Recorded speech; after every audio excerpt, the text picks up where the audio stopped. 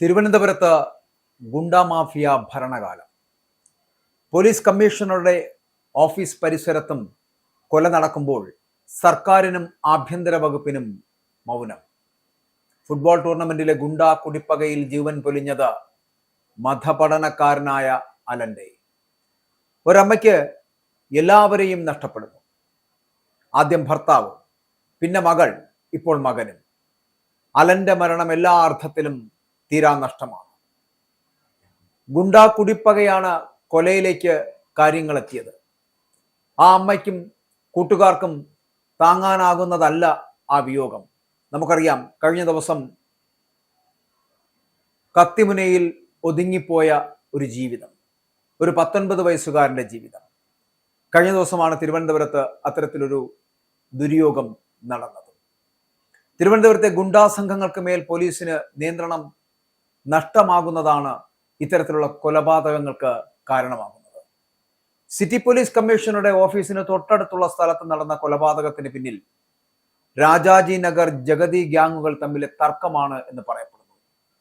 ആസൂത്രിതമായിട്ടുള്ള കൊലപാതകമാണ് എന്നുള്ള സംശയവുമുണ്ട്. 6 പേരടങ്ങുന്ന സംഘമാണ് അലന്റെ സംഘത്തോട് ഏറ്റുമുട്ടിയത്. ഇതിൽ റൗഡി ലിസ്റ്റിൽ ഉൾപ്പെട്ടവരുമുണ്ട്. ഇതേ സ്ഥലത്ത് ഇരു സംഘങ്ങൾ തമ്മിൽ 1 മാസത്തിനിടെ പലതവണ ഏറ്റുമുട്ടിയിരുന്നു. കമ്മീഷണർ ഓഫീസിന് സമീപത്താണ് ഇത്തരത്തിലൊരു സംഘർഷം നടന്നത് എന്നുള്ളത് ഏറ്റവും ഗൗരവകരമായ കാര്യമാണ്. ക്രിമിനൽ കാപ്പ കേസ് ഉൾപ്പെടെ പ്രതികൾക്ക് ഈ സംഘർഷത്തിൽ പങ്കുണ്ട് എന്നുള്ള സൂചനകൾ കൂടി പുറത്തു വരുന്നു. മ്യൂസിയം സ്റ്റേഷനിലെ റൗഡി ലിസ്റ്റിൽ ഉൾപ്പെട്ട ആളെ കേന്ദ്രീകരിച്ചുകൊണ്ടുള്ള അന്വേഷണമാണ് നിലവിൽ നടക്കുന്നത്.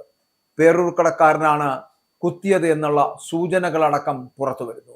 മഹാരാഷ്ട്രയിൽ 8 മാസമായി മതപഠനം നടത്തിവന്ന അലൻ അവധിക്കാണ് ഇപ്പോൾ നാട്ടിലെത്തിയത്. അലന്റെ സഹോദരി ആൻഡ്രിയയുടെ ഭർത്താവ് നിതിന്റെ വീട്ടിലാണ് അലൻ താമസിക്കുന്നത്. നെട്ടത്തായിരുന്നു ആദ്യം അലൻ താമസിച്ചിരുന്നത്. സഹോദരി ആൻഡ്രിയ 1 വർഷം മുൻപ് ആത്മഹത്യ ചെയ്തതോടെ അവിടുത്തെ വാടക വീട്ടിലെ താമസം മതിയാക്കുകയായിരുന്നു. പിതാവ് അപകടത്തിൽ മരിക്കുന്നു. അമ്മയാണ് വീട്ടുകാര്യങ്ങൾ നോക്കിയിരുന്നത്. സഹോദരി മരിച്ചതോടെ അലൻ പഠനം ഉപേക്ഷിച്ച് മതപഠനത്തിന് ചേർന്നു. മെയിലാണ് മതപഠന സ്ഥലത്ത് നിന്ന് അലൻ തിരിച്ചെത്തിയത്. ജനുവരിയിൽ ഉന്നത പഠനത്തിന് പൂനെയിൽ പോകുവാനുള്ള തയ്യാറെടുപ്പിലായിരുന്നു അലൻ. സുഹൃത്തുക്കൾക്കൊപ്പം അലൻ ഫുട്ബോൾ കാണാനും കളിക്കാനും പോകുക പതിവായിരുന്നു. കഴിഞ്ഞ ദിവസവും അലനെ ഫുട്ബോൾ കളിക്കാൻ വിളിച്ചതായിരുന്നു സുഹൃത്തുക്കൾ. കൊല്ലത്ത് ജോലി ചെയ്യുന്ന അലന്റെ മാതാവ് മഞ്ജുള വിവരം അറിഞ്ഞത് രാത്രി 10 മണിക്ക്. മഞ്ജുളയ്ക്ക് മകനും മകളും ഭർത്താവും ഇപ്പോൾ നഷ്ടമായിരിക്കുന്നു. സംഭവം സംഘർഷത്തിനിടെ അബദ്ധത്തിൽ സംഭവിച്ചതാകാമെന്നായിരുന്നു ആദ്യം പോലീസ് സംശയിച്ചിരുന്നത്. എന്നാൽ കരുതിക്കൂട്ടിയാണ് കൊലപാതകമെന്നാണ് നിലവിൽ പോലീസ് പറയുന്ന ഭാഷ്യം. നഗരത്തിൽ 1 മാസമായി തുടരുന്ന ഫുട്ബോൾ മത്സരത്തിനിടെ ഉണ്ടായ തർക്കത്തിന്റെ തുടർച്ചയാണ് ഇന്നലെ നടന്നത്. വിദ്യാർത്ഥികൾ തമ്മിലുള്ള ഫുട്ബോൾ മത്സരത്തിലെ വിജയിയെ ചൊല്ലിയായിരുന്നു ആ തർക്കം ഉണ്ടായത്. ആ തർക്കം പരിഹരിക്കുവാൻ മുതിർന്നവരെ ഇരുകൂട്ടരും വിളിച്ചു വരുത്തുകയായിരുന്നു. വിളിച്ചു വരുത്തിയവർ തമ്മിൽ തർക്കമുണ്ടായി. ഇതിനിടെയാണ് അലന്റെ കൊലപാതകം ഉണ്ടായത്. തിങ്കളാഴ്ച വൈകിട്ട് 5:10 ഈ സംഭവം നടക്കുന്നത്. മോഡൽ സ്കൂളിലെ BEd കോളേജ് ഗ്രൗണ്ടിൽ 1 മാസം മുമ്പ് സംഘടിപ്പിച്ച ടൂർണമെന്റിൽ രാജാജി നഗർ ജഗതി ക്ലബിലുള്ളവർ തമ്മിൽ തർക്കമുണ്ടാക്കുന്നു. ഇതേ തുടർന്ന് നഗരത്തിന്റെ പലയിടങ്ങളിലും ചെറുതും വലുതുമായ ഏറ്റുമുട്ടലുകൾ നടക്കുന്നു. സംഘർഷം ഒത്തുതീർപ്പാക്കുന്നതിന്റെ ഭാഗമായിട്ട് മുതിർന്നവരുടെ നേതൃത്വത്തിൽ തൈക്കാട് ക്ഷേത്രത്തിന് സമീപത്തായി ഇരുകൂട്ടരും ഒത്തുകൂടുന്നു. ഇതിൽ രാജാജി നഗറിലെ ഫുട്ബോൾ ക്ലബിലെ സുഹൃത്തുക്കളോടൊപ്പം ഈ അലനും ഉണ്ടായിരുന്നു. ഇതിനിടയിൽ വീണ്ടും സംഘർഷം ഉണ്ടാകുന്നു. തടയാൻ ശ്രമിക്കുന്നതിനിടെ അലന് കുത്തേൽക്കുന്നു. പെരുക്കട മണികണ്ഠേശ്വരം സ്വദേശിയായ അലന്റെ കുടുംബം 6 മാസത്തിന് മുമ്പാണ് ഈ രാജാജി നഗറിൽ വാടകയ്ക്ക് താമസിക്കുവാനെത്തിയത്. അമ്മ മഞ്ജുള ഒരു വീട്ടുജോലിക്കാരിയാണ്. മൃതദേഹം മെഡിക്കൽ കോളേജിലേക്ക് മാറ്റുകയും ഇപ്പോൾ ഇന്നത്തെ പോസ്റ്റ്മോർട്ടം നടപടികൾ പൂർത്തിയാക്കി കഴിഞ്ഞാൽ മൃതദേഹം സംസ്കരിക്കുകയും ചെയ്യും.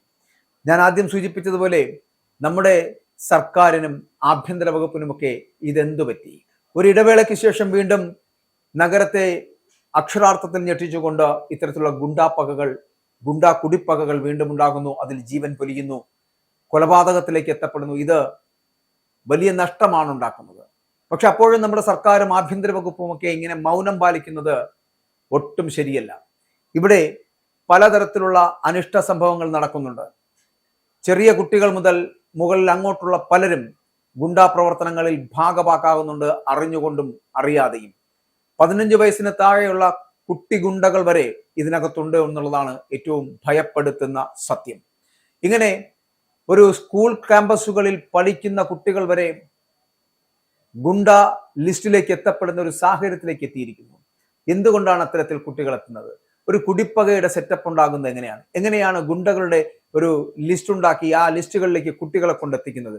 സ്കൂളുകളിൽ തന്നെ ലഹരി മാഫിയകളുടെ പിടിമുറുക്കുന്നു. ആ ലഹരി മാഫിയകൾ എന്ന് പറയപ്പെടുന്നത് ഈ ഗുണ്ടാ മാഫിയകളും ലഹരി മാഫിയകളും ഒരേ തരത്തിൽ മുന്നോട്ട് പോകുന്നവരാണ്. ആ രണ്ടുപേർ ചേർന്നുകൊണ്ടാണ് സ്കൂളിലെ കുട്ടികളെ ഈ ലഹരിക്ക് അടിമപ്പെടുത്തുന്നത്. മാത്രമല്ല, ആ ലഹരിയിലേക്ക് അവർ അടിമപ്പെട്ട് കഴിഞ്ഞാൽ പിന്നെ ഈ ഗുണ്ടകൾ പറയുന്നത് എന്തും അവർ ചെയ്യും. അങ്ങനെ അവർ ചെയ്യുന്ന തരത്തിലേക്ക് ഈ കുട്ടികളെ വളർത്തിക്കൊണ്ടുവരുന്നതാണ് ഈ കുട്ടി ഗുണ്ടകളുടെ ഉത്ഭവം എന്ന് പറയപ്പെടുന്നത്. ഇന്ന് സ്കൂളുകളിൽ 15 വയസ്സോ 14 വയസ്സോ ഉള്ള കുട്ടികൾ വരെ ഈ ഗുണ്ടാ ലിസ്റ്റുകളിൽ പെടുന്നു. ഗുണ്ടകളായി പലതരത്തിൽ പലയിടങ്ങളിൽ അവർ അത്തരത്തിലുള്ള പ്രവർത്തനങ്ങൾ നടത്തുന്നു. സ്ത്രീകൾക്കെതിരെയുള്ള ആക്രമണങ്ങൾ അടക്കം അവർ അഴിച്ചുവിടുന്നു. ഇങ്ങനെ ഇത്തരത്തിൽ കുട്ടി ഗുണ്ടകൾ എന്ന് പറയപ്പെടുന്നത് വലിയ ശല്യമായി മാറിക്കൊണ്ടിരിക്കുകയാണ്. പക്ഷെ അവയെ നിയന്ത്രിക്കുവാനോ അവരെ ഏതെങ്കിലും തരത്തിൽ ഈ പ്രവർത്തനങ്ങളിൽ നിന്ന് മാറ്റിയെടുക്കുവാനോ നമ്മുടെ സർക്കാരിനോ പോലീസ് സംവിധാനത്തിനോ ആഭ്യന്തര വകുപ്പിനോ കഴിയുന്നില്ല എന്നുള്ളത് വലിയ പരാജയമാണ് എന്ന് പറയാതിരിക്കാൻ കഴിയില്ല. വീടുകളിൽ നിന്ന് തുടങ്ങേണ്ട ഈ ഒരു ശുദ്ധികലശം എന്തുകൊണ്ട് നടക്കുന്നില്ല? ഇന്ന് വീടുകളിൽ നിന്ന് പുറത്തിറങ്ങുന്ന സ്ത്രീകളാണെങ്കിലും കുട്ടികളാണെങ്കിലും മുതിർന്നവരാണെങ്കിലും ഒക്കെ ഗുണ്ടകളെ ഭയപ്പെടേണ്ടി വരുന്ന സ്ഥിതിവിശേഷത്തിലേക്ക് എത്തപ്പെടുന്നു. ആർക്കും ആരെയും എന്തും പറയാൻ പറ്റുന്ന തരത്തിലേക്ക്, ഏത് അശ്ലീല പ്രയോഗങ്ങൾ നടത്തുവാനും തെറി വിളിക്കുവാനുമുള്ള സ്വാതന്ത്ര്യത്തിലേക്ക് ഈ ഗുണ്ടകൾ എത്തിച്ചേരുന്നു. ആരെയും നടു റോഡിൽ വെട്ടിക്കൊല്ലുന്ന തരത്തിലേക്ക് അവരുടെ പ്രവർത്തനങ്ങൾ എത്തുന്നു. എന്തും ചെയ്യാൻ കഴിയുന്നു. ലഹരി മാഫിയയും ഗുണ്ടാ മാഫിയയും മണ്ണ് മാഫിയയും അടക്കം ഈ നഗരത്തെ പിടിച്ചു കുലുക്കുന്നു എന്ന് വേണമെങ്കിൽ പറയാം. അത്തരത്തിൽ വലിയ പിടിമുറുക്കലുകൾ ഈ ഗുണ്ടാ മാഫിയ സംഘങ്ങളുടെ കയ്യിൽ നിന്നുണ്ടാകുന്നുണ്ട്. അവിടെയാണ് ഞാൻ പറഞ്ഞത്, സ്കൂളുകളിലേക്ക് എത്തപ്പെടുന്ന കുഞ്ഞു കുട്ടികൾ ഉൾപ്പെടെ 14-15 വയസ്സുള്ള കുട്ടികൾ തൊട്ട് അങ്ങോട്ട് കോളേജ് ക്യാമ്പസുകളിലെ കുട്ടികൾ തൊട്ട് ഒരു പണിയും എടുക്കാതെ ജീവിക്കുന്നവന്മാർ വരെ ഈ ഗുണ്ടകളുടെ കൂട്ടത്തിലുണ്ട്. ലഹരി മാഫിയയ്ക്ക് അടിമപ്പെട്ടവർ അവരാണ് ഈ നഗരത്തെ ഇത്രത്തോളം മലീമസമാക്കുന്നത്.